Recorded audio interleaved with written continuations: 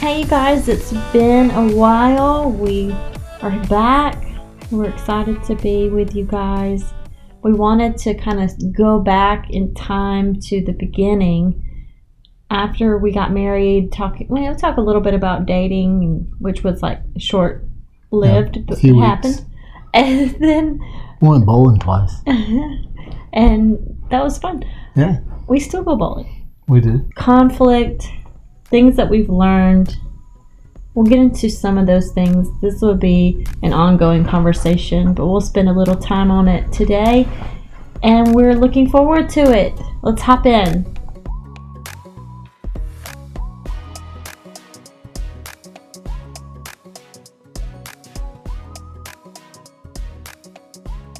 So, we got married, and we got married because we enjoy our time together like anyone else. Yeah. And then fairly quickly we started to experience conflict. What do you think is one of the biggest reasons that we experienced conflict early on in our marriage? Well, I think that one of the biggest things was the expectations we had for what we were doing, like where we were living and what we were doing with the tiny house, the project building, because we had I felt one way. Different feeling, having different feelings of a goal, of what we wanted, having different expectations of that, right, of the project for the tiny house. What do you think was like the underlying thing though? Because I have something I thought on that, like communication, just our being able to communicate too. I mean, they're both, but that's a great point. Like we had a lot going on. Didn't really know how to communicate very well, so we hadn't spent a whole lot of time together before marriage, and now we've got all these big projects, and therefore we had some misfires on what is our goal. I think we had each thought that we had like an understanding of what the other person wanted, right? Yeah, well, I didn't think that we were doing that much in it. You know what I'm saying? And then it got like really a lot. The project, you didn't understand or know that it was as much as it was. Like the project kept growing. Yeah, it did. It kept growing. It went from like we were gonna, like I was like, we're just gonna like put this in a place to live until we move out of it, you know, and like we're gonna be looking for. What do you mean place. We're gonna put it somewhere till we? We were gonna just like we're just like basically making not a whole lot of fancy or you know the stuff. It was like we were just kind of bare bones in it because it's a shed. It's a shed, and we're gonna move out of it. And I wanted it to be a glamorous, chic. She shed with a glamorous man that lived with to be there. And then there was the aspect of your mom and Alan that were, they were financing a lot of that, buying the material and the stuff for us. And I think you and your mom had one ideal, right? And Alan had another ideal, like of where we were spending money into that, and I think he got a little which we didn't like pit against one another. Like no one really like knew that at the time. No, I just it was growing. We were, like kind of gathering as like later on in the project, I guess. Yeah, it was growing. It was growing more than like I had anticipated. Like Alan was in the same as me. I think he felt like like this is like growing more than I had bargained for. You know what I mean? Which and then there was that tension there also helped create more tension between us because like I could feel it.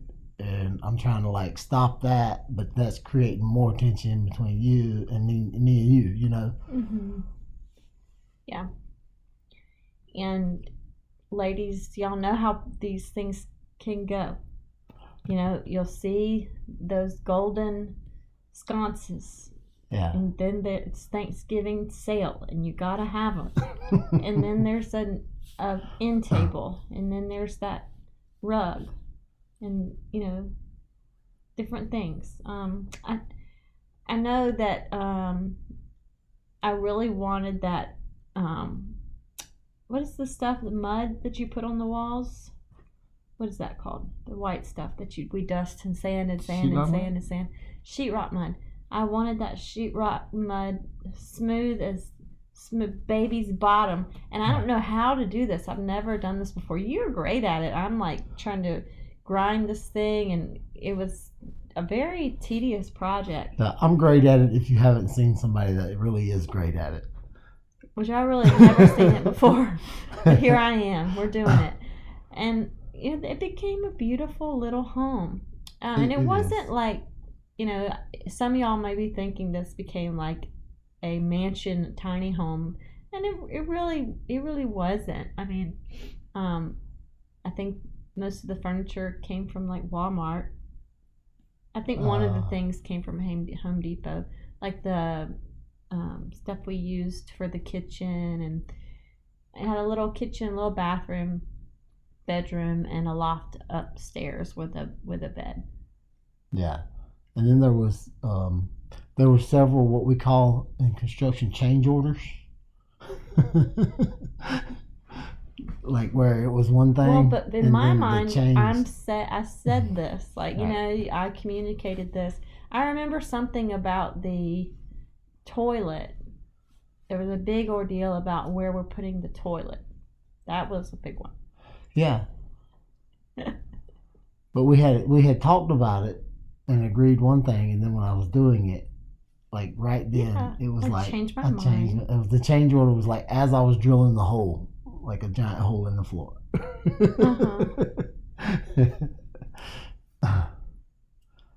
It's okay. It was better over there. Was there a hole? We didn't drill a hole in the floor for the.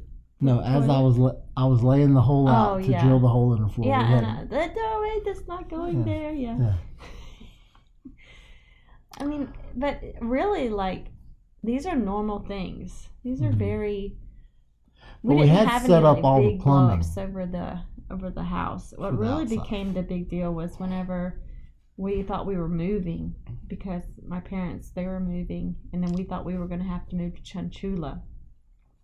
I remember that being a big deal. Yeah, but we wasn't going to move to Chanchula. No. I started hyperventilating. I was 3 months pregnant. I started having panic attacks. No, we was more than 3 months pregnant. That was in November. Or maybe when we found out at first, maybe you were 3 months pregnant.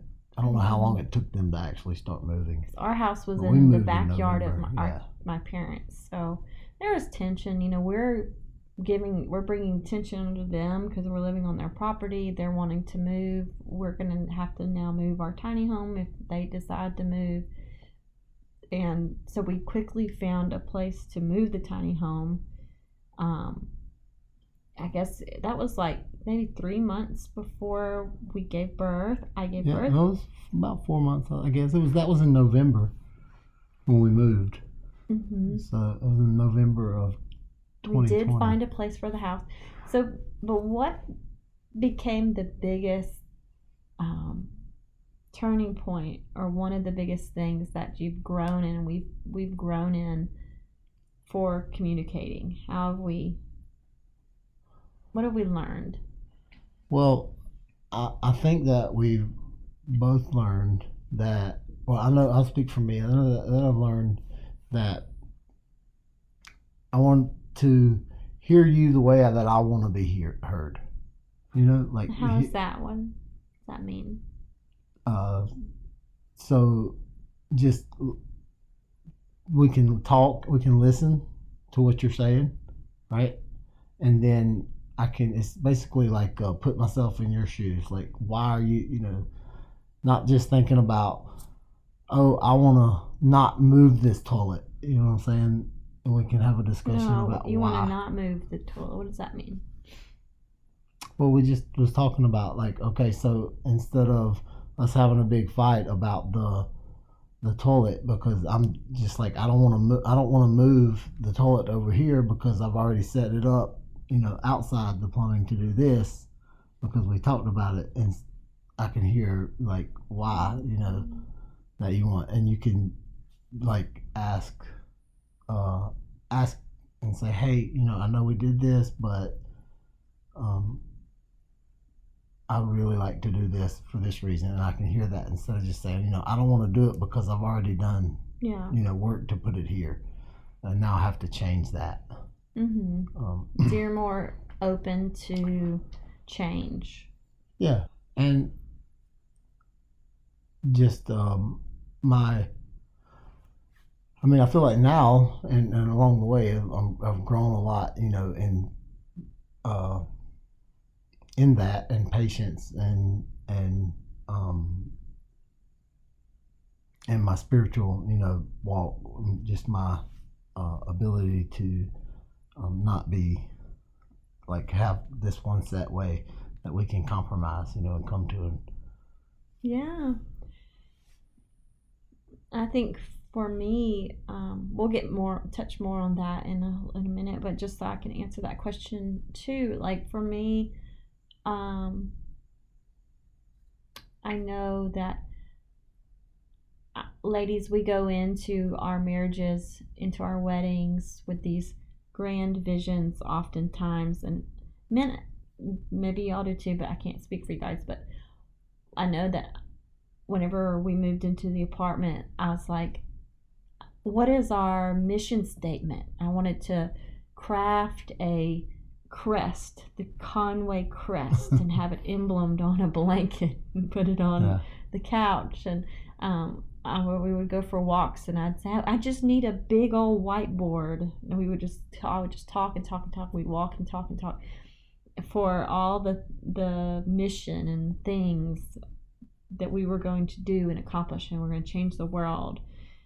We married for mission. We did. I mean, that's a lot of what we talked about was the goal and what we wanted to do together. And so that was like fireworks going off when we got married for me, setting all that into motion. And there's plumbing that has to be done. And the reason I say that is because like there's a reality of expectation and deadlines, and how are we going to organize these thoughts, and what does that actually look like in the day to day, and now we have baby bottoms that we're wiping, which I'm not saying that I regret these things, and like babies do not crush your dreams. Do not think that I'm saying that at all. Babies are a gift from God. I'm so grateful for them. And what I am saying is there's like the real life, not that that stuff's not, dreams are not real life, but there's like there's a process. There's a process of doing things, and we have to get on the same page in order for them to happen, because there is there's steps, and then we are learning one another, and every day that you're married, you're learning one another, and it's a give and take. It's not just like steamrolling into eternity together. Yeah, and I know that was and I think that now too that I'm like the task at hand right now. Like right now we're building the tiny house, right? So. What do you mean right now? No, I'm saying back then in the story, it's like right now we're building a tiny house, and we have these dreams and these goals, right? At the same time, like the electrical needs to be hooked up out. You know what I mean? Like I can't. You can only do so much. I can't move on to the next task when I feel like this one's just sitting there. Like I was like, we need to do this. Like we need to finish this, and I'm still bringing things on the conveyor belt.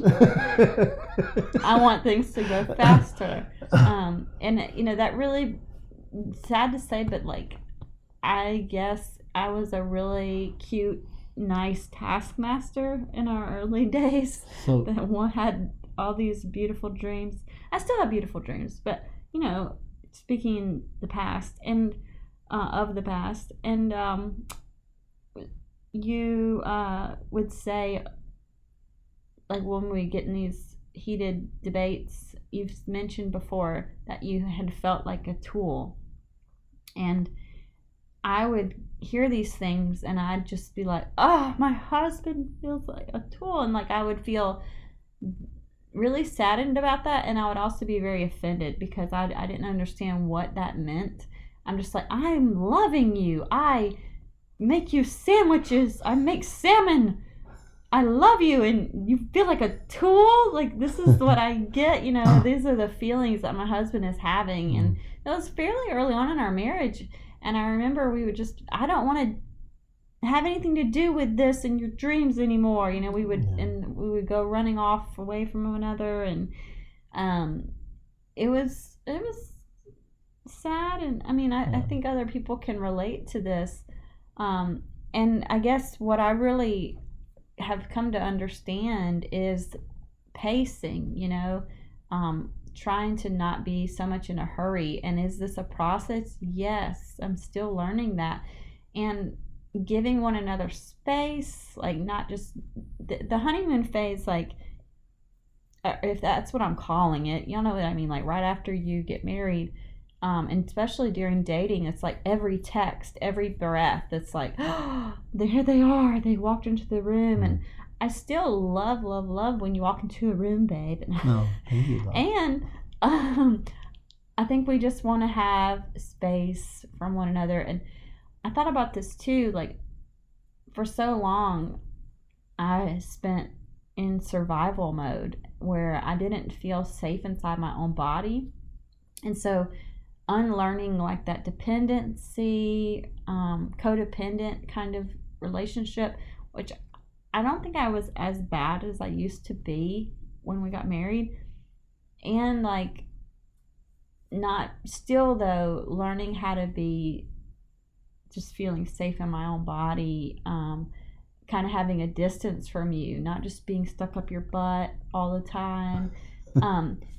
However, you're so handsome and so talented, babe. It's so difficult.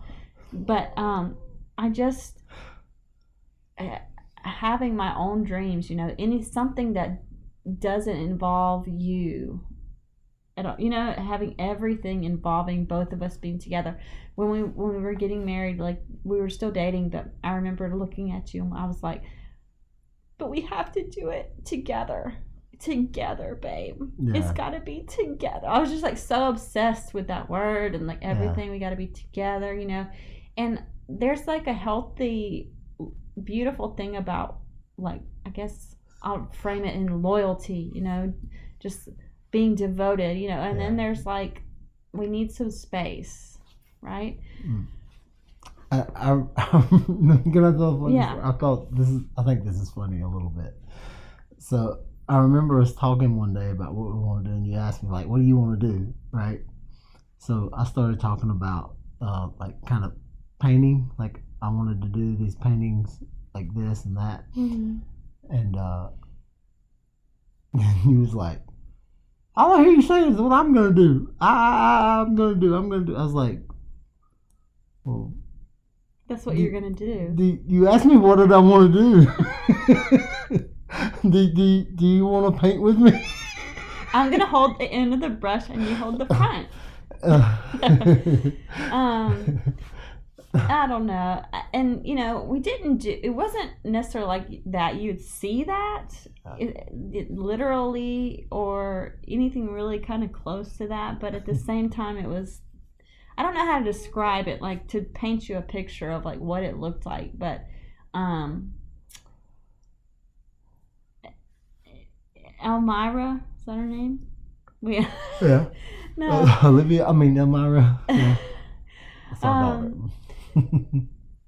But at the same time, I need you to describe it in a beautiful way.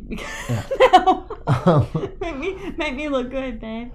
Well, I think that's very to want to do things together. Like I think that's we do things together, and we should. But overall, like it's our life together, right? And like we we can't both be doing absolutely the same thing all the time, you know? Mm-hmm. Like there's a like we have different parts to play. Like we're going to do different things, and then some things we are going to do together. Um but I think that like one of our testimony to the world is how we live our family, you know, like you look at our family dynamics, and it's not like maybe we do everything together, but we're Yeah, I heard you. we're Yeah. like cohesive, you know, and like Mm-hmm. we all doing our part to further the whole mission, you Yeah. know. Yes, 100%. And growing in our own spiritual maturity and wellness has been a big part of being able to do that functionally.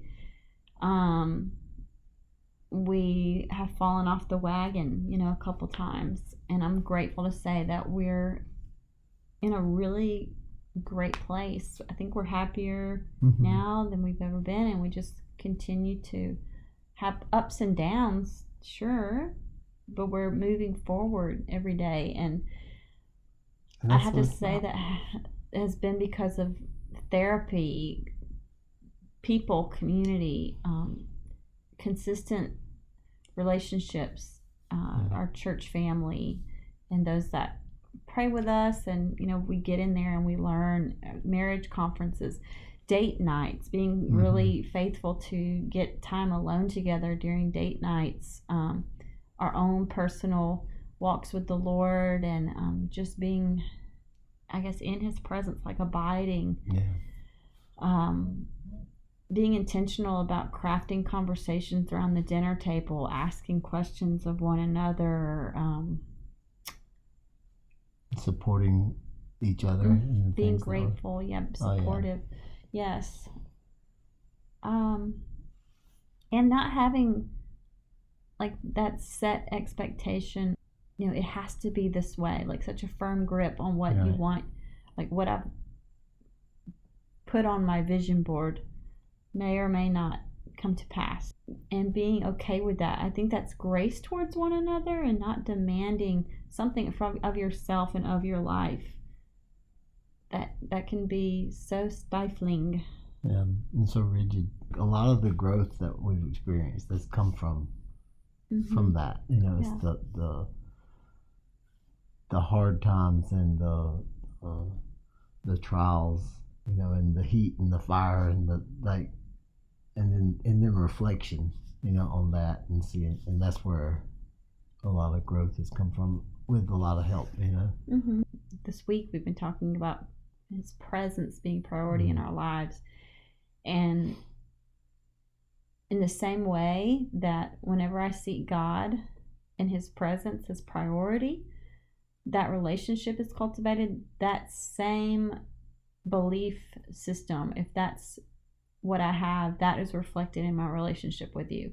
If I'm seeking God's hands and what he can do for me, that same idea is reflected in our relationship. And I think vice versa, if I treat people and I treat you more like a thing, or more like something to obtain or grow with, even sometimes, like going back to the vision, all things we're going to do, that breeds into my life with the Lord, and vice versa. Like, does that make sense? Yeah, no, I think that's good. And all those are good things, though, the seeking to grow and stuff together, but it can't be like the thing.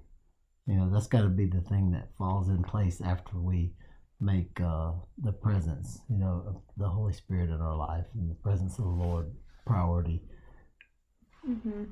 Yeah, and we'll see that in all of our relationships. If we're not, I know that I can treat people like commodities, I guess, in the same way that I can treat him like a commodity, or a genie in a bottle. And you see that it's like that transactional relationship. So that's what I don't want. And I never wake up and say, like, that's my goal. So I'm constantly trying to remind myself to be grace filled and be present with you and my children and others, and God first, being present with Him, and not just me, what can you do for me? What are we going to do today? Or even just consumed with where are we going to be in 5 years? Or and what's really interesting is I'm really vision, like big picture oriented. I'm not really great with the details. So sometimes I want that to roll off on you. I want to paint the big picture. I want you to fill in all the details. Well, And that just is more of that. yeah, sometimes, I sometimes, just want you to do it for me, babe. well, sometimes I can help you with it. You know what I mean? Like, honestly, it's like some of those things, like, I could help with them, Yeah. but I can't do Right. them, you know, That's why my because my garden thing out back, I never built that. We got a bunch of, you're so sweet, you went over and got all that pallets. all the pallets, and they just sat there forever, and you're so sweet to go discard them at the dump after a year of them sitting out there and me never I building still a have garden some of them. thing. I was going to use them for firewood. So You told me we're going to have to build a lot of fires. yeah. Oh, and it's okay, I think it's okay that some things don't get done, or that we're not perfect, and we're just learning as we go. We change our minds, and we learn how to communicate, and we keep showing up, and we keep trying. Yeah. And the biggest thing is that we don't give up. I think that's the thing. And we learn how to navigate conflict. We seek out help when we don't know, and we give one another space and time to process things in the way that they do.